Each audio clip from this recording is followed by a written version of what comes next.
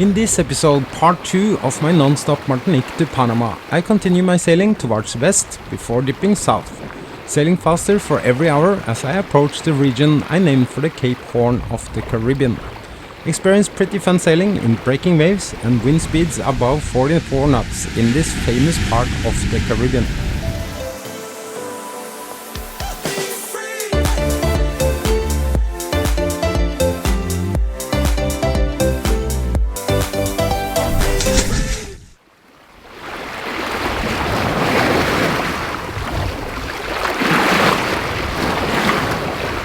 In the previous episode, part 1 of this long jump to Panama, I was sailing into the sunset and continued with this configuration throughout the night. Still pretty light winds for downwind sailing, but at least slightly better than previous days. On the good side, I know it's going to be more, especially when I reach my waypoint for pointing more southerly. And I'm using my radar to scan for squalls, as I'm still flying 2 sails on full throttle. It's around 4 hours to sunrise, so let's see how it goes. But it's absolutely beautiful sailing.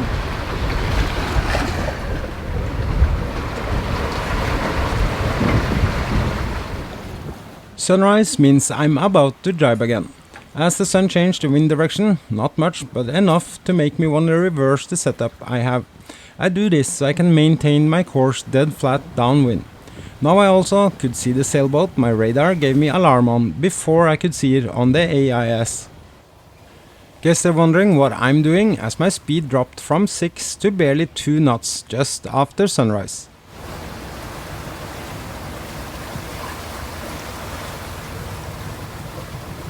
It goes pretty fast though, as I'm only furling in the cold one, then temporarily change my course just a few degrees and furling out the cold one again on my starboard side. After the Genoa is flying steady on port side.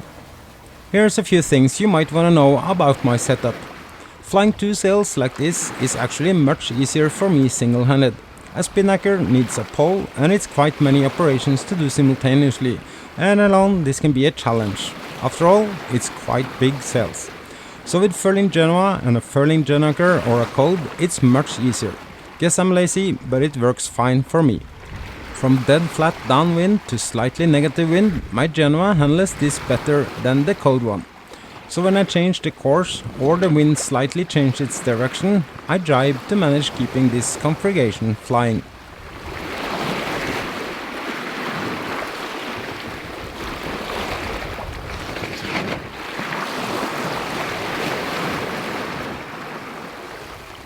The best part is I can reduce my sails very fast and easy. With a spinnaker this size, I would need extra hands on deck, or at least a spinnaker sock that could be operated from the cockpit. I do have a larger Code Zero and even a spinnaker on board, but it is really big sails fighting alone.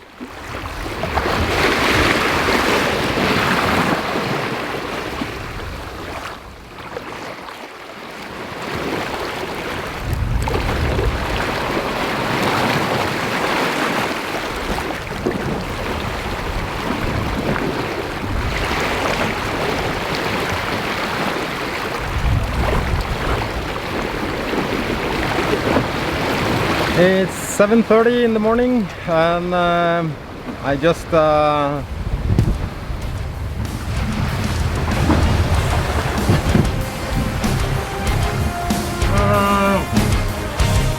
there you go, this was my angry sound. And why did I just throw away my camera? I should brought it with me. Guess I have to work a bit with my reflexes.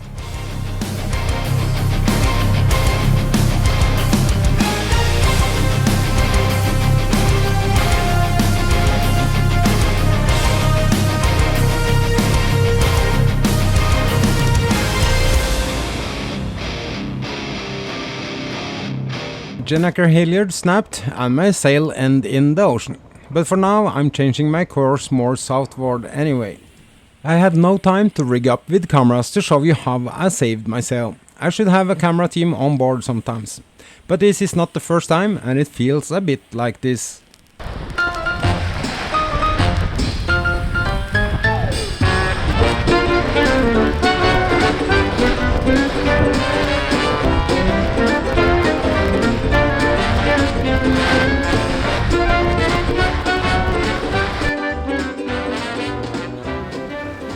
Finally, I'm starting to get some speed on this dinghy, still going west but pointing more south to have a faster angle to the wind. Also, I'm doing the opposite of what I recommend to others. I'm aiming for a bit heavy weather sailing offshore of Aruba and closer to Colombia. It's famous for strong winds and rough seas.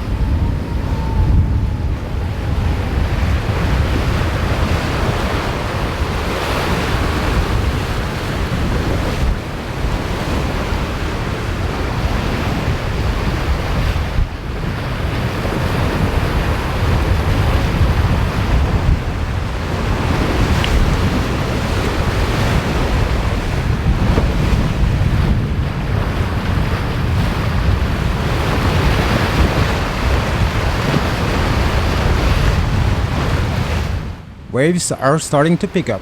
All I need now is more wind to make this a bit more fun, and also more comfortable as the boat will handle the waves better.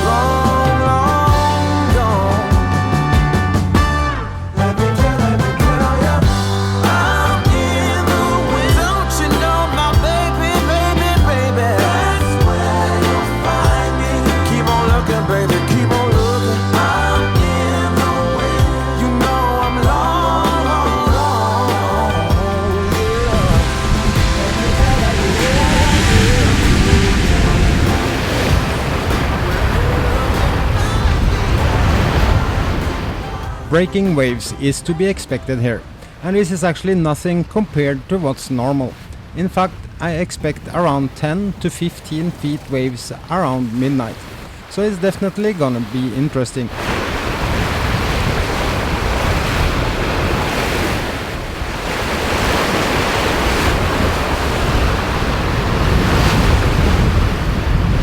In this region, it's colliding ocean currents and also cross pattern in the waves, which actually make this not only the most challenging part of the Caribbean, but also one of the most dangerous places to be weather-wise. This is no place to be for inexperienced sailors without making sure you have a really good weather window. However, it's still a place for great surprises, as it also is famous for Calabatic winds, meaning fall winds from the tall mountains in Colombia. That's really difficult to predict and almost never to be seen on your weather forecast. Sustainable winds above 40 knots is to be expected in this region.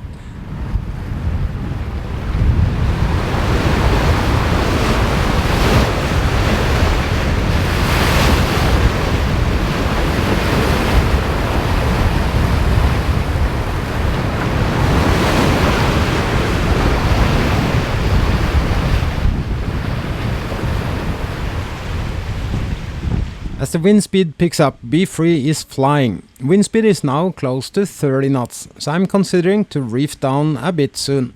I'm now averaging 12 knots GPS speed surfing at 14 to 16 knots, corrected for the speed of current that gives me 1.5 knots extra. And still, I know this is just the beginning, and tonight it will be at its worst, just to make it more interesting.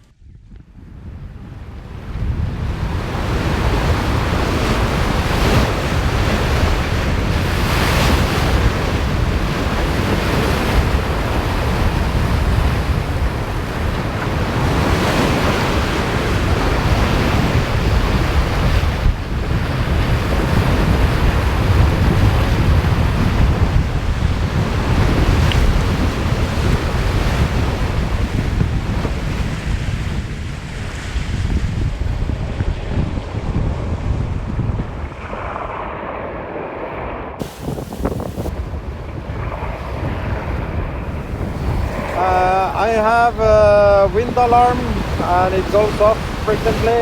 That means the wind speed extends 30 knots. So it's time to start consider to reef down, because I still fly full canvas, mainsail and Genoa. My boat speed currently is 12 knots. I have seen 16 surfing down big waves, but mostly I'm around 12 knots myself. So you can hear and see it's not flying. This is just epic. Only ice is the radar, that's what I have. And of course I have IS on the radar and IS alarm if any ships or other boats. Sailboats can be pretty hard to spot in these waves, but I don't think there are many sailboats out here right now.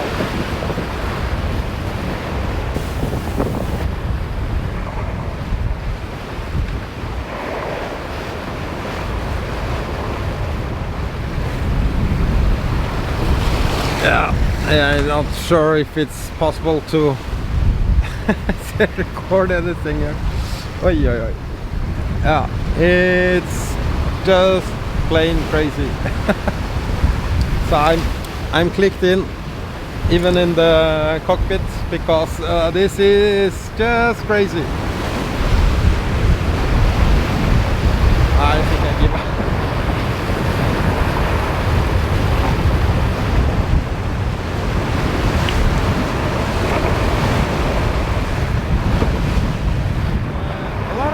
Get caught on guard on this leg, but it's famous. It's from Aruba and around the corner Venezuela and Colombia. It can be really nasty. And now the waves here is just unbelievable. It's crazy. That's why I'm clicked in the cockpit. Normally I don't even get sea spray on this boat, not even in 40 knots.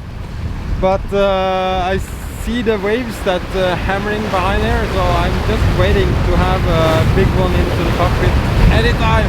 Oh, yeah, now you understand why I'm clicked in even in the cockpit. So it's been quite a challenge. Normally I don't reef down before 30 knots. That's when I put in my first reef. Today I started a little bit earlier, and then I found out when the waves starting to be really nasty and I saw the wind was picking up more and more, that it would be maybe an idea to just drop the mainsail. The problem with this boat is that I don't have a furling mainsail. Sometimes I really wish I had that, which means I have to go up against the wind and also to 10-12 feet waves and then get my mainsail down, and that's quite a challenge sometimes. So, but now I'm flying only a tiny fleek of my Genoa and I'm doing 8 knots. So I slow down the boat a little bit. I was around 10-12, but now the wind dropped a little bit also. Now it's 34. So yeah, that's why I'm only 8 knots. But the waves pretty bad.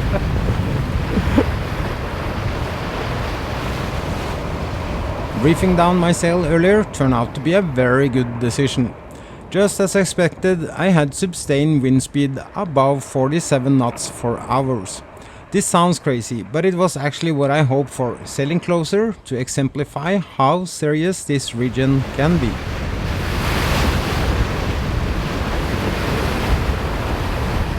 The waves have come down quite a lot, as I have sailed 121 nautical miles between sunset and sunrise. I also changed my course a few degrees more to west, and the main reason is I want bigger distance to shore when being outside of Barranquilla and Cartagena. This region is normal to see big logs in the ocean as far out as 60 nautical miles.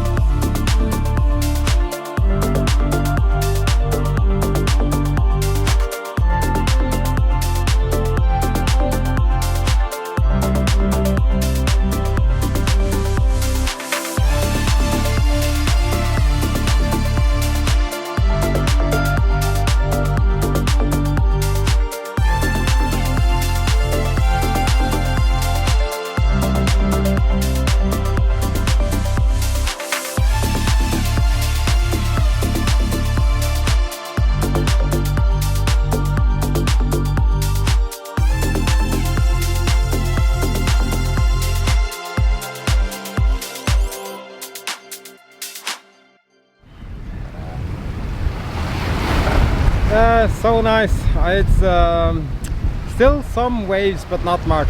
The wind have unfortunately dropped a lot.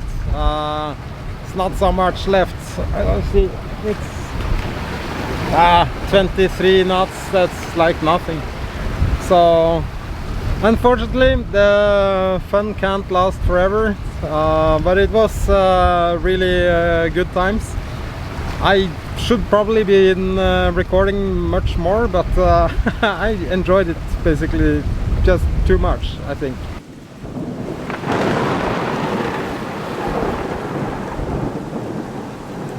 In the next episode, I'm showing you how I'm dodging lightning strikes from the electrostorms as I'm approaching Panama.